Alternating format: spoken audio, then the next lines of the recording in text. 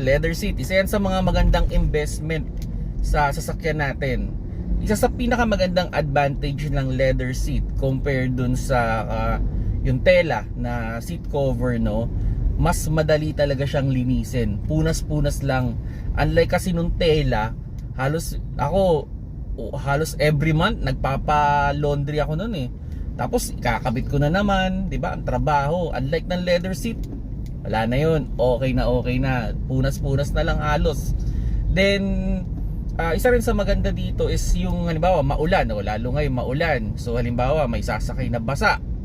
So hindi nangangamoy kulob yung kotse. Unlike kasi nung talaga nung cloth, wala eh. Pag nabasa yun, tas natuyo, naku, amoy kulob na yung loob ng kotse ninyo.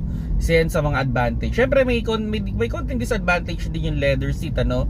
Pero depende yan doon sa leather seat na ilalagay ninyo. Pero isa sa mga disadvantage niyan, may init din talaga, no? May init din. Halimbawa, nabilad sa araw yung sasakyan, may mapipil mo na medyo mainit talaga yung seat compare naman sa cloth. Pero kung maganda naman yung aircon ninyo, maganda naman yung napili ninyong klase ng leather seat, napaka-less na.